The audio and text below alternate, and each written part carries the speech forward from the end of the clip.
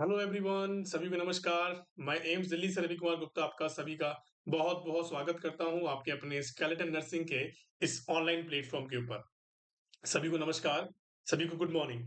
आज की इस क्लास के अंदर हम स्टमक के बारे में पढ़ेंगे कि स्टमक क्या है, उसकी क्या फिजियोलॉजी होती है, कौन-कौन सी चीजें उसके अंदर पाई जाती हैं, क्या उसका डायग्राम होता है, कैसे उसके कौन-कौन से पार्ट्स होते हैं, कौन सा पार्ट क्या काम करता है, कितना इसका वॉल्यूम होता है, उन सब के बारे में हम डिटेल में बात करेंगे।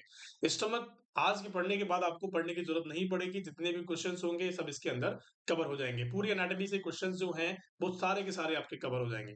तो चलिए वीडियो को हम स्टार्ट करते हैं, लेक्चर को हम स्टार्ट करते हैं। उससे पहले आपको चैनल को लाइक करना है, सब्सक्राइब करना है और अपने दोस्तों के साथ शेयर करना है। चलिए सबसे पहली हेडिंग डालेंगे स्टमक। आप सभी को पता है कि मैंने आपको पिछली क्लासेस में हमने सलाइवरी ग्लैंड के बारे में बात करी है, हमने इसोफेगस के बारे में बात करी है। नेक्स्ट हमारा टॉपिक है स्टमक। ऐसे कर करके हम सारे टॉपिक्स को कवर कर लेंगे, छोटी छोटी क्लासेस के अंदर हम इसको कवर कर लेंगे। स्टमक के बारे में आपको ये जानना है कि स्टमक है क्या, स्टमक को हम क्या कहते हैं, ठीक है। स्टमक का दूसरा नाम क्या है। देखो सबसे पहली एक गणित आपको होनी चाहिए कि स्टमक क्या है। स्टमक एक पार्ट है, जीआईटी सिस्टम का पार्ट है। तो it is a part of GIT system. तो it is a part of GI system. GI system का पार्ट है क्या, स्टमक। सबसे पहली बात तो ये पता आपको लग गया।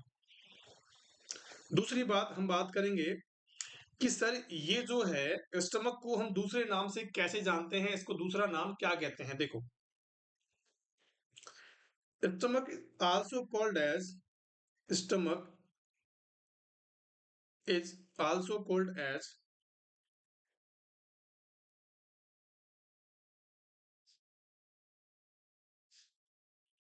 गैस्टर, और गैस्टर से ही मिलके बना है गैस्ट्रिक। क्या बना है बच्चों, गैस्टर से ही मिलके बना है गैस्ट्रिक। तो इसको हम क्या कहते हैं कि भैया इसको हम क्या कहेंगे कि आल्सो कॉल्ड एज गैस्टर या गैस्ट्रिक इसका नाम दे दिया है। अच्छा मुझे एक बात बताएंगे कि मैंने आपको पिछली क्लासेस में लगातार आपको बताता जा रहा हूं कि कभी भी जब भी इंफ्लामेशन किसी चीज का होता है तो उसके पीछे आइटिस लगा होता है, उसके पीछे आइटिस लगा होता है। क्या मुझे बताएंगे आप कि हमारा जब स्टमक का इंफ्लामेशन होता है तो उसको क्या कहते हैं। जब भी हमारा स्टमक का इन्फ्लामेशन होगा तो उसको क्या कहा जाएगा। सबसे पहली चीज इसमें अगर मैं आपसे पूछा जाऊं, आज अगर मैं आपसे एक क्वेश्चन पूछता हूं,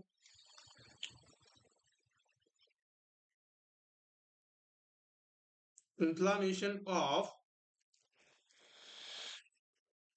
स्टमक, तो क्या आप आंसर करेंगे। सबसे पहला आंसर आपके सामने, सबसे पहला ऑप्शन आपके सामने ये है कि क्या आप इसको स्टोमेटाइटिस कहोगे, क्या आप इसको स्टोमेटाइटिस कहोगे या फिर आप इसको गैस्ट्राइटिस कहोगे। इन दोनों सवालों का आंसर आपको देना है। एक सवाल का आंसर आपको जरूर से जरूर कमेंट बॉक्स के अंदर देना है। क्या आप इसको स्टोमेटाइटिस कहोगे या गैस्ट्राइटिस कहोगे। देखो काफी बच्चों के दिमाग में आ रहा है कि सर स्टमक का आपने बताया था कि जिस भी वर्ड के पीछे क्या लगा होता है, आइटिस लगा होता है, उसको हम क्या कहेंगे, क्या कहेंगे बच्चों, उसी को हम क्या कहेंगे कि इन्फ्लामेशन उस चीज का हो गया है। ठीक है, तो जैसे अगर आपने इस कॉन्सेप्ट के आधार पर पढ़ा है तो वो बिल्कुल सही है, लेकिन आपको यहाँ पे ये समझना पड़ेगा कि स्टोमेटाइटिस अलग चीज होती है और गैस्ट्राइटिस अलग चीज होती है। देखिए, देखो जिस भी बच्चे ने इसका ए आंसर दिया है वो उसका आंसर बिल्कुल गलत है, क्योंकि यहाँ पे इन्फ्लामेशन ऑफ द स्टमक क्या होगा, हमारा गैस्ट्राइटिस होगा। क्या होगा, गैस्ट्राइटिस होगा। कैसे होगा मैं आपको बता देता हूँ।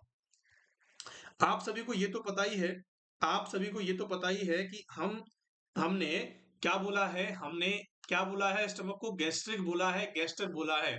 तो उसका अगर इन्फ्लामेशन होगा तो गैस्ट्राइटिस ही कहलाएगा। अगर तो सर अब स्टोमेटाइटिस हम किसे कहेंगे, कि सर स्टोमेटाइटिस कहते हैं इन्फ्लामेशन ऑफ, कि सर स्टोमेटाइटिस की जो डेफिनेशन होगी उसको क्या कहेंगे कि इन्फ्लामेशन, मैंने पिछली वीडियोस के अंदर बता रखा है। क्या कहेंगे कि सर इन्फ्लामेशन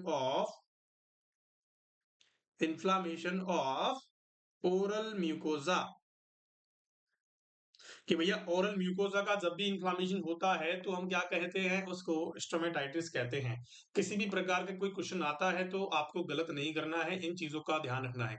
ये छोटी छोटी चीजें हैं, अगर इन पे आप फोकस करते हो तो आप लंबे समय तक खिलाड़ी बने रहते हो, आप लंबे समय तक ये चीजों को आपको याद रहती है और आप अपनी एग्जाम में अच्छा कर पाते हो। इन छोटे छोटे क्वेश्चंस को गलत करने का मतलब है कि आप उन बच्चों से पीछे रह गए जो एक एवरेज स्टूडेंट से। ठीक है, तो इन चीजों से आपको सतर्क रहना है। ये छोटी छोटी चीजें हैं, यही हमारा सिलेक्शन को रुकवा सकती हैं। ठीक है, चलिए दूसरी बात कर लेते हैं। आपने देखा इन्फ्लामेशन के बारे में मैंने आपको बताया, ठीक है, इसके बारे में मैंने आपको बता दिया है। अब इसके हम पार्ट्स के बारे में बात कर लेते हैं कि कितने पार्ट्स होते हैं, इसके पार्ट्स कितने होते हैं। ठीक है, पार्ट्स का मैं आपको एक डायग्राम दिखाऊंगा, डायग्राम के अकॉर्डिंग हम पार्ट्स के बारे में बातें करेंगे कि सर डायग्राम कैसा है। देखिए देखिए, ये डायग्राम है, इसके बारे में आपको समझना है, देखना है। ये सभी को दिख रहा होगा, विजुलाइज हो रहा होगा। इसके अंदर देखेंगे एक एक करके। देखो आपने देखा कि हमारा जो गैस्ट्रिक पार्ट है या फिर हम कह सकते हैं जो स्टमक है, वो कैसा है। वो आपने देखा कि ये एक कैसा है, डिस्टेंडेबल पार्ट होता है। ये भी लाइन लिखेंगे कि stomach is the distendable part, stomach is the distendable part of GI system. कि जीआई सिस्टम का डिस्टेंडेबल पार्ट होता है क्या, स्टमक। और कोलैप्सिबल पार्ट कौन सा होता है, ईसोफेगस होता है। मैंने आपको पिछली क्लासेस में बताया था। चलिए इस डायग्राम को अच्छे से देखेंगे, इसके अंदर कौन कौन सी चीजें बताई गई हैं उसके बारे में मैं आपको डिटेल में बताता हूं। देखो सबसे पहली चीज आपको क्या दिखाई दे रहा है, सबसे पहला पार्ट आपको क्या दिखाई दे रहा है कि भैया हमें तो फंडस दिखाई दे रहा है, उसके बाद बॉडी दिखाई दे रही है, फंडस दिखाई दे रहा है और बॉडी दिखाई दे रही है। ठीक है, अब मैं आपको बताता हूं कि इसके चार पार्ट होते हैं। कितने होते हैं, चार पार्ट होते हैं। सबसे पहला पार्ट कौन सा है, सबसे पहला पार्ट होता है कार्डिया पार्ट, जो कि इसके अंदर नहीं है, इसके अंदर एब्सेंट है। मैं आपको बता देता हूं, ये वाला जो पार्ट होता है इसको बोलते हैं कार्डिया। जैसे मैंने आपको पिछली क्लास में बताया था कि यहाँ पे कार्डियक पार्ट प्रेजेंट होता है और कार्डियक पार्ट पे ही एक स्फिंक्टर प्रेजेंट होता है, जिसको हमने क्या बोला, कार्डियक स्फिंक्टर बोला है। सबसे पहला आपका पार्ट ये रहा। दूसरा पार्ट आपका होता है फंडस, दूसरा पार्ट आपका होता है फंडस। ठीक है, तीसरा पार्ट आपका होता है बॉडी, जो कि आपको दिखाई दे रही है। बॉडी वाला सबसे बड़ा पोर्शन होता है क्योंकि उसके अंदर ही फूड जो आके रुकता है। दूसरी तीसरी चीज होती है पाइलोरिक पार्ट, तीसरी चीज चौथी चीज होती है पाइलोरिक पार्ट। क्या होती है, तीसरी चौथी चीज होती है पाइलोरिक पार्ट। मैंने आपको चारों पार्ट्स के बारे में बताया है। सबसे पहला होता है कार्डिया, दूसरा होता है फंडस और जिनकी लोकेशन भी आपको याद रखनी है, तीसरा होता है हमारा बॉडी एंड चौथा होता है पाइलोरिक पार्ट। आगे बात समझ में, इन चारों पार्ट्स के बारे में आपको एक एक करके पढ़ेंगे, इनकी कौन कौन सी चीजें होती हैं, कौन सा किस इंस्पेक्टर से प्रेजेंट होता है। ठीक है, सबसे पहली चीज आपने ये देख ली। उसके बाद देखो अब यहाँ पे आपने ये कर्वेचर्स को देखा है, आपने ये यहाँ पे कर्वेचर्स आपको दिखाई दे रहे होंगे बहुत अच्छे तरीके से कि ये हमारा लेसर कर्वेचर है और ये हमारा ग्रेटर कर्वेचर है। क्या आपको दिखाई दे रहा है, मैंने आपको बताया कि ये हमारा ग्रेटर कर्वेचर है क्योंकि ग्रेट बन रहा हुआ है, क्योंकि वहां पे उभार बना हुआ है उसको बोला है ग्रेटर, और जो दबा हुआ है उसको बोला है लेसर। आगे बात समझ में, ये क्वेश्चन में पूछा जा सकता है आपसे, इमेज बेस्ड क्वेश्चन दे देंगे या फिर आपसे पूछ लेंगे कि कितने कर्वेचर्स होते हैं हमारे स्टमक के अंदर, तो आपको बताना है कि सर दो कर्वेचर्स होते हैं, lesser curvature and greater curvature. आगे बात समझ में चाहिए, इसी को बोलते हैं इंसिसुरा एंगुलरिस। इंसिसुरा एंगुलरिस किसको बोला है कि ये जो यहाँ पे खांच बनी हुई है, ये जो खांच बनी हुई है, ये खांच को बोला है इंसिसुरा एंगुलरिस, इसको बोला है इंसिसुरा एंगुलरिस। क्या मेरी बात समझ में आ रही है सभी को। चलिए उसके बाद आपने देखा कि पाइलो पाइलोरोडियोडिनम ओपनिंग, कि भैया ये क्या करता है, पाइलोरस और डियोडिनम। पाइलोरस के बाद कौन सा पार्ट होता है, स्मॉल इंटेस्टाइन का पार्ट होता है। कौन सा पहला पार्ट कौन सा है स्मॉल इंटेस्टाइन का, डियोडिनम होता है। जब हम स्मॉल इंटेस्टाइन पढ़ेंगे तो आपको मैं सारी चीजें समझा दूंगा। ये आप इसको पाइलोरो डियोडिनम ओपनिंग क्यों बोला है, क्योंकि पाइलोरस से होते हुए कहां जा रहा है, डियोडिनम के पास जा रहा है और वहां पे एक ओपनिंग बनाता है, उसको कहते हैं पाइलोरस डियोडिनो ओपनिंग। ठीक है, उसके बाद पहला पार्ट होता है पाइलोरिक एंट्रम का, इसको बोलते हैं पाइलोरिक एंट्रम। जब भी एंट्री करता है तो इसको बोलते हैं एंट्रिंग। क्या बोलते हैं बच्चों, उसको बोला है एंट्रिम। उसको क्या बोला है? Pylorus entering. ये भी बहुत ज्यादा इंपॉर्टेंस रखता है। आगे बात समझ में कि यहाँ तक की बातें आपको समझ में आई, क्योंकि ये बहुत स्ट्रक्चर जो है इसकी बहुत सीधी है, इसके अंदर आपको कुछ नहीं करना है। पाइलोरस के पास एक एंट्रम के पास एक स्फिंक्टर प्रेजेंट होता है, उसको बोलते हैं पाइलोरिक स्फिंक्टर। पाइलोरिक स्फिंक्टर, जो पाइलोरिक और डियोडेनम के बीच में एक स्फिंक्टर होता है कि ताकि आपका जो फूड है, आपका जो डियोडेनम का कंटेंट है, वो वापस बैक फ्लो स्टमक के अंदर ना हो। ठीक है। और जो स्टमक का क्या है, और जो स्टमक का हमारे स्टमक का जो वो कंटेंट है, वो उसके अंदर ना जाए। आगे बात समझ में, मेरी बात समझ में आई। यहाँ पे बहुत सारे स्फिंक्टर प्रेजेंट होते हैं, सभी को पता होना चाहिए। तो यहाँ पे हमारा एक स्फिंक्टर प्रेजेंट होता है जिसको हम कहते हैं पाइलोरिक स्फिंक्टर। क्या कहते हैं प्यारे बच्चों? पाइलोरिक स्फिंक्टर कहते हैं।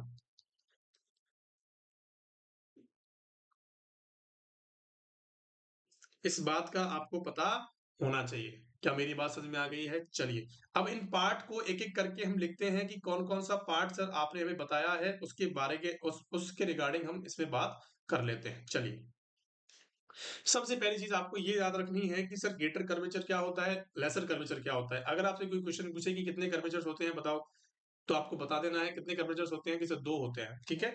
तो यहाँ पे लिखेंगे, सबसे पहले पार्ट के बारे में लिखेंगे कार्डिया पार्ट। कार्डिया पार्ट, ठीक है। अब कार्डिया पार्ट क्या है, मैंने आपको बताया कि ये the first part of the stomach. एक तो क्या होता है कि भैया first part of the stomach होता है, अटैच किससे रहता है? अटैच विद द हाइटस या हाइटल पार्ट ऑफ द ईसोफेगस। आपने क्या देखा कि ये कहां से अटैच होता है मेरे प्यारे बच्चों? ये हाइटस वाले पार्ट से अटैच होता है, और क्या करता है? उसकी कनेक्टिविटी को बढ़ाता है। ठीक है। अब ये लिखेंगे between the cardiac part and hiatus, hiatus part, cardiac part and hiatus part, one sphincter present. कौन सा स्फिंक्टर होता है? कौन सा होता है? That is cardiac sphincter. ठीक है, इस बात का ध्यान रखना, इस कार्डियक स्फिंक्टर बहुत इंपॉर्टेंट है, यहाँ पे क्वेश्चन बहुत बार पूछा गया है। ठीक है। पहले पार्ट के बारे में हमने अच्छे से वेरी वेल देख लिया है। दूसरे पार्ट के बारे में बात करते हैं। दूसरा पार्ट है हमारा फंडस। ठीक है। फंडस कौन सा पार्ट होता है? सभी को पता है, जो ऊपर वाला पार्ट होता है टॉप वाला, उसको बोलते हैं फंडस। तो फंडस क्या होता है, उसकी शेप कैसी है? शेप के ऊपर क्वेश्चन आता है, तो कैसा होता है? डॉम शेप का होता है। जैसे डॉम शेप का मतलब है कि एक उभार होता है, जैसे मंदिर मस्जिदों के अंदर होता है ना कि उभार होता है, उसको बोलते हैं डॉम, बोलते हैं ना। तो ऐसे ही यहाँ पे स्टमक के ऊपर एक मंदिर की तरह एक डॉम होता है, उसको कहते हैं डॉम शेप, इसीलिए उसको कहते हैं डॉम शेप। ये क्या होता है? एयर फिल्ड स्पेस होता है। कैसा होता है?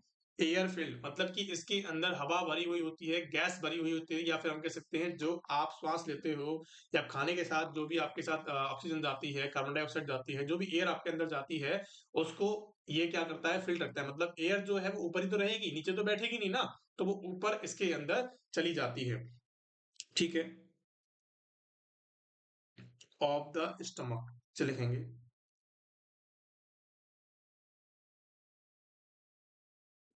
क्या मेरी बात यहाँ तक पता लग गई? चलिए, बहुत बढ़िया। तीसरी बात करेंगे। तीसरे पार्ट की बारे में बात करते हैं, body. Body is the largest part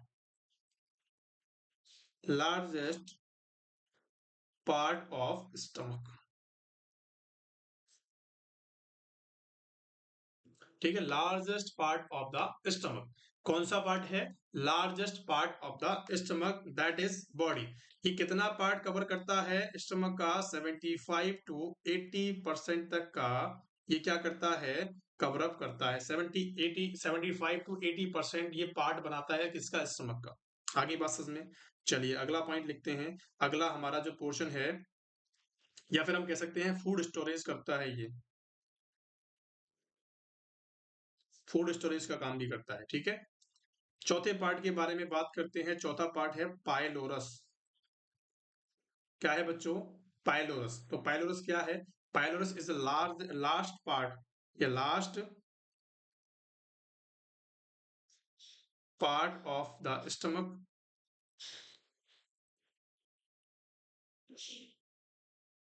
ये कौन सा पार्ट है बच्चों, कि लास्ट पार्ट होता है स्टमक का, ठीक है। दूसरी बात, तो most common site of gastric ulcer. Gastric ulcer कौन सी साइट है, कि most common site of gastric ulcer कौन सा है, पाइलोरस वाला पार्ट। कौन सा साइट होता है, पाइलोरस वाला पार्ट होता है। अब इसके भैया दो पार्ट होते हैं, पाइलोरस के भी दो पार्ट होते हैं, कौन कौन से हैं। एक तो है it have two parts, it have two parts, that is pyloric antrum.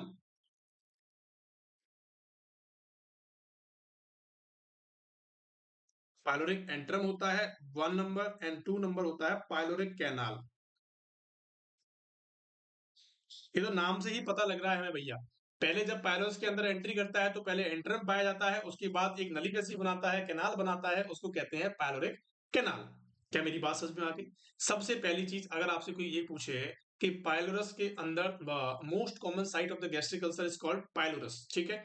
अगर आपसे पाइलोरस के अंदर भी पूछे कि सबसे most common site of gastric ulcer pyloric antrum या पाइलोरिक कैनाल, तो आपको बताना है पाइलोरिक एंट्रम, क्योंकि सबसे पहले पोर्शन यही पाया जाता है। सबसे पहले पोर्शन जो पाया जाता है वो यही पाया जाता है, उसके बाद ये पाया जाता है, ठीक है। आगे मेरी बात समझ में, तो कौन सबसे ज्यादा एचसीएल के कनेक्टेड होगा, कि भैया पाइलोरिक एंट्रम ज्यादा कनेक्टेड होगा, ठीक है। बहुत बढ़िया। चलिए अब इसके बारे में बात करते हैं कि इसके कुछ स्टमक के बारे में बात करता हूं। जैसे आपने सुना होगा कि रिजर्वायर ऑफ द यूरिन क्या कहते हैं, कि भैया यूरिनरी ब्लैडर को कहा है, तो उसी प्रकार से यहाँ को कहा है कि reservoir of the food is called. तो यहां पे लिखेंगे reservoir of the food is, क्या है बच्चों, बताएंगे फटाफट से।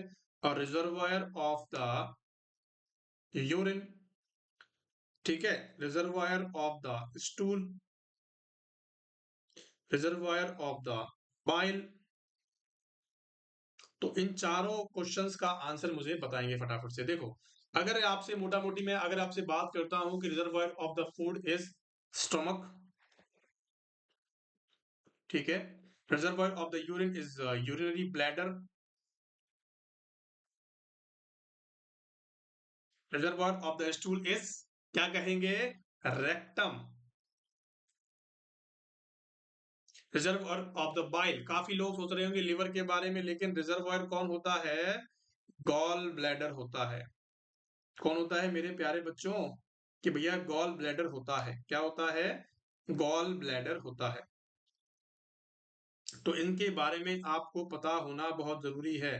अगर ये आपको चीजें पता नहीं है तो आप उन बच्चों से पीछे हो जिनको ये पता है, ठीक है। आपको बात समझ में आ गई, मैंने आपको बताया। अब आप काफी बच्चे ये सोच रहे होंगे कि सर गॉल ब्लैडर कैसे है। देखो, अगर मैं आपसे क्लियर कट की बात करता हूं, तो गॉल ब्लैडर सिर्फ रिजर्वायर का काम करता है, बाइल को स्टोरेज करने का काम करता है। जबकि बाइल कौन बनाता है, अगर बाइल की बात करें तो बाइल कहाँ बनता है, बाइल का प्रोडक्शन कहाँ होता है, तो लिवर के अंदर होता है। यही क्वेश्चन आता है बहुत बार एग्जाम के अंदर, कि बाइल को कौन बनाता है। काफी बच्चे गलत टिक करके आते हैं, गॉल ब्लैडर पे टिक करके आते हैं, तो वैसा आपको नहीं करना है। आगे बात समझ में। चलिए, इनके बारे में आपको पता लग गया। अब स्टमक के अंदर कितने स्फिंक्टर बताए मैंने, टोटल स्फिंक्टर्स कितने हैं, टोटल स्फिंक्टर्स कितने हैं बच्चों? तो आपको बताना है 2 स्फिंक्टर्स। कौन कौन से हैं टोटल? कि आपने बताना है कि सर एक तो स्टार्टिंग पे था कार्डियक स्फिंक्टर और एक लास्ट में था पाइलोरिक स्फिंक्टर। एक तो कौन सा था? एक तो हमारा था कार्डियक स्फिंक्टर सबसे first, cardiac sphincter.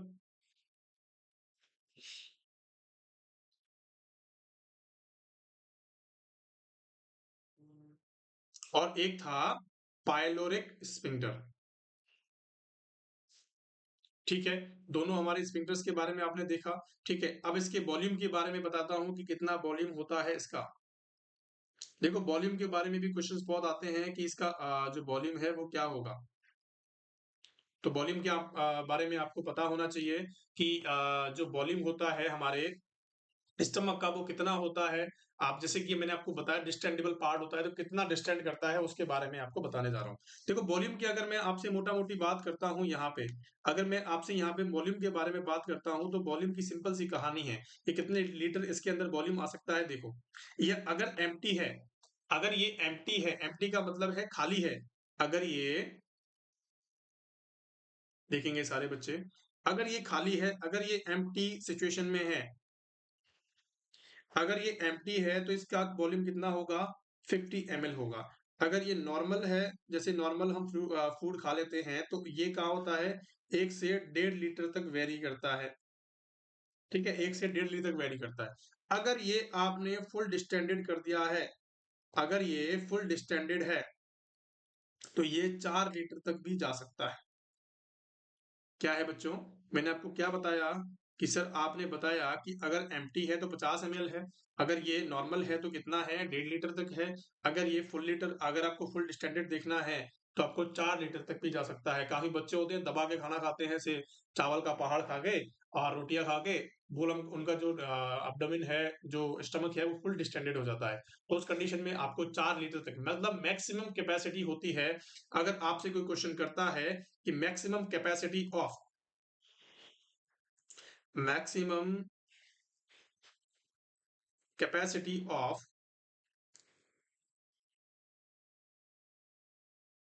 Capacity of stomach, तो आपको बताना है मैक्सिमम कैपेसिटी कितनी होती है, 4 लीटर।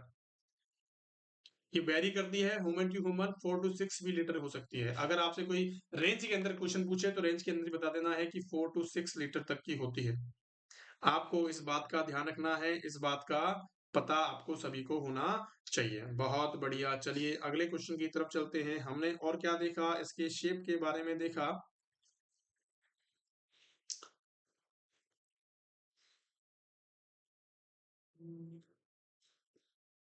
कि शेप ऑफ द स्टमक की क्या होती है, शेप ऑफ स्टमक।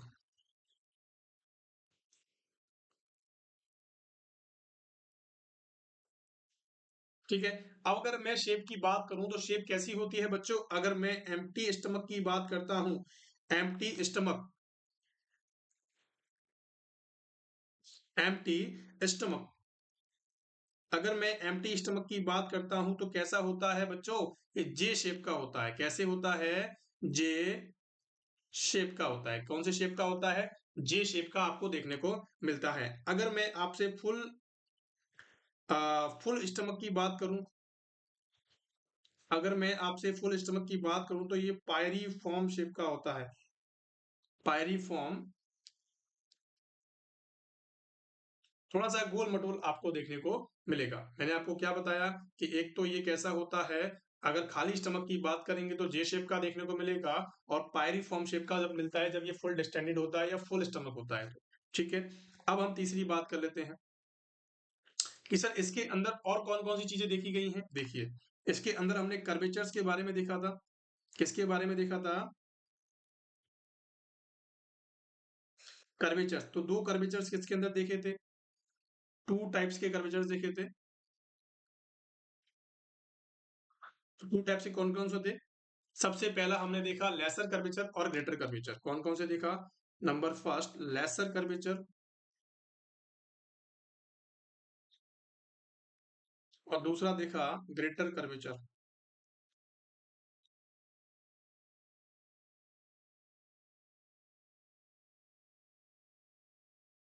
ठीक है, ये 2 टाइप के कर्वेचर्स होते हैं। और क्या देखा हमने, इसके अंदर बच्चों 2 ओमेंटम भी प्रेज़ेंट होते हैं। क्या होते हैं? 2 ओमेंटम भी प्रेज़ेंट होते हैं। ओमेंटम क्या होते हैं? देखिए,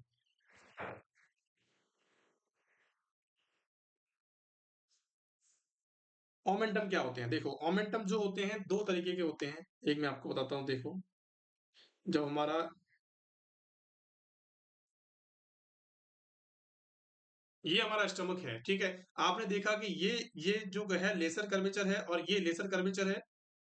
ये वाला लेसर कर्वेचर और ये टर कर्वेचर है। अब इसी के बाजू में, इसी के पास ओमेंटम भी प्रेजेंट होते हैं। ओमेंटम्स का नाम क्या है? ओमेंटम्स का मतलब क्या है? देखिए, ओमेंटम की अगर मैं आपसे बात करूं तो 2 तरीके के होते हैं। फोल्ड्स की बात करी जाती है। देखो,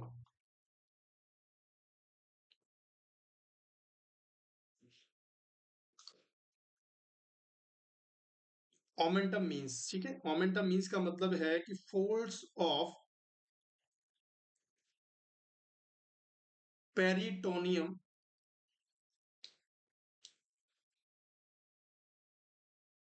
फोल्ड्स ऑफ पेरिटोनियम। पेरिटोनियम के फोल्ड्स को ओमेंटम कहा जाता है, जो कि अटैच होते हैं हमारे स्टमक से, जो कि अटैच होते हैं हमारे स्टमक से। लिखेंगे attach with the, attach with the, किससे अटैच होते हैं? स्टमक से अटैच होते हैं। कैसे होते हैं? स्टमक से अटैच होने का काम करते हैं और उनको बोलते हैं ओमेंटम्स। ओमेंटम्स बोलते हैं उनको। ठीक है, बात समझ में आ गई? आ गई मेरी बात समझ में? चलिए, बहुत बढ़िया। ओमेंटम्स के बारे में हमने देख लिया है। ओमेंटम्स मैंने आपको बता दिए हैं कौन कौन से ओमेंटम्स होते हैं। अगर मैं आपसे यहाँ पे अगर मैं आपसे यहाँ पे दिखाता हूँ तो इस वाले मोमेंटम को बोलते हैं, यही फोल्ड्स होते हैं स्किन के, ऐसे फोल्ड हो रखे हैं तो उसको बोलते हैं, ये होता है ग्रेटर मोमेंटम। क्या होता है बच्चों? ये होता है ग्रेटर मोमेंटम। ठीक है, और ये वाला होता है लेसर मोमेंटम। आगे बस, folds of the peritoneum, peritoneum जो मेम्ब्रेन होती है उसके फोल्ड्स को क्या कहते हैं? ओमेंटम्स कहा जाता है। क्या मेरी बात आप तक समझ में आ गई है? चलिए, बहुत बढ़िया। ओमेंटम्स के बारे में देखा हमने। ठीक है, लोकेशन के बारे में बात कर लेते हैं कि लोकेशन पे कहाँ प्रेजेंट होता है। कि अगर मैं आपसे बात करूं तो कहाँ होता है?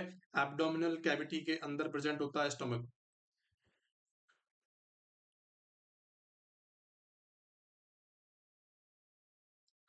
कहाँ होता है? एब्डोमिनल कैविटी के अंदर प्रेजेंट होता है। क्या मेरी बात अब तक पहुंच गई है? क्या मेरी बात अब तक पहुंच गई है कि भैया कहाँ प्रेजेंट होता है? तो आपको बताना है एब्डोमिनल कैविटी के अंदर होता है। अगर आपसे कोई एग्जैक्ट क्वेश्चन पूछे तो आप क्या बताओगे? आपको बताना है कि कहाँ लोकेटेड होता है, कि सर ये लेफ्ट क्वाड्रेंट। तो अगर क्वाड्रेंट के बारे में पूछे तो क्वाड्रेंट का नाम क्या है बच्चों? क्वाड्रेंट का नाम होता है लेफ्ट अपर क्वाड्रेंट। कौन सा क्वाड्रेंट होता है? लेफ्ट अपर क्वाड्रेंट में प्रेजेंट होती है। मोस्ट कॉमन साइट होती है इसकी। क्या होती है? मोस्ट कॉमन साइट होती है। इसके बाहर आपसे कोई नहीं क्वेश्चन पूछेगा। आगे बात समझ में, अगर आपसे कोई सिंपल क्वेश्चन पूछे तो एब्डोमिनल कैविटी के अंदर बताना है। क्वाड्रेंट के बारे में पूछे तो आपको बताना है कि लेफ्ट अपर क्वाड्रेंट के अंदर प्रेजेंट होता है। ये दोनों बातें आप तक पहुंच गई है, समझ में आ गई है। अगर आपसे कोई एरिया की पूछे कि एरिया कौन सा होता है तो आपको बताना है फर्स्ट एपिगेस्ट्रिक। ठीक है, दूसरा बताना है लेफ्ट हाइपोकॉन्ड्रियम।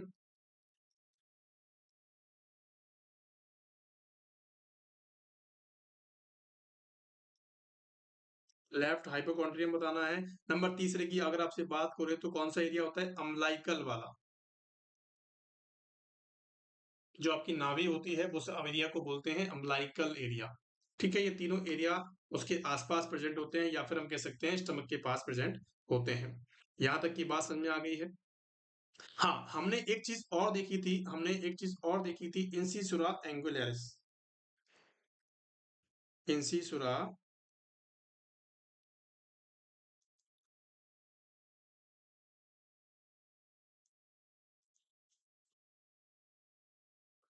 इंसिसुरा एंगुलरिस क्या है?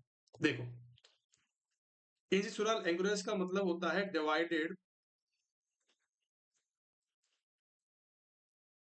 Divided the stomach. क्या होता है? स्टमक डिवाइडेड होता है into the right and left portion के अंदर, या लेफ्ट पार्ट के अंदर। Divided the stomach into left and light portion, ठीक है। आगे मेरी बात समझ में, मैंने आपको बताया कि कौन कौन से पोर्शन के अंदर प्रेजेंट होता है, कि लेफ्ट एंड राइट पोर्शन के अंदर प्रेजेंट होता है, उसको ही हम कहते हैं इंसिसुरा एंगुलरिस। एक खांच होती है, बस उसी को कहते हैं इंसिसुरा एंगुलरिस। या मेरी बात समझ में आ गई। मैंने आपको यहाँ पे बतानी है लेयर्स कौन कौन सी होती है इसके अंदर, जैसे कि मैंने आपको चारों लेयर्स के बारे में बताया था, कौन कौन सी किसके अंदर, कि भैया ईसोफेगस के अंदर बताया था। तो इसी प्रकार से यहाँ पे भी 4 लेयर्स होती हैं। सबसे पहले लेयर का नाम होता है म्यूकोजा, दूसरी होती है सब म्यूकोजा, तीसरी होती है मस्कुलरिस, चौथी होती है फाइब्रोसा। सिरोसा होती है, यहाँ पे कौन सी होती है, सिरोसा होती है। क्या मेरी बात आप तक पहुंच गई है? म्यूकोजा होती है, सब म्यूकोजा होती है, मस्कुलरिस होती है, सिरोसा होती है। आगे बात समझ में, चलिए बहुत बढ़िया। अब इसके अंदर मसल्स पाई जाती हैं, टाइप्स ऑफ मसल,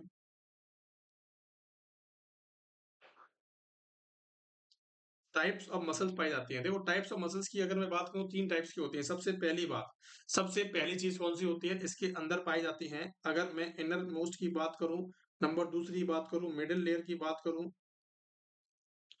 तीसरी नंबर की बात करूं, आउटर की बात करें, तो सबसे इनर जो होती है उसके अंदर ऑब्लिक्यू मसल्स पाई जाती हैं, ऑब्लिक मसल्स पाई जाती हैं। नंबर तीसरी सर्कुलर मसल्स पाई जाती हैं, सर्कुलर मसल्स पाई जाती हैं। और आउटर वाले जो पोर्शन है उसके अंदर लॉन्गिट्यूडिनल पाई जाती हैं।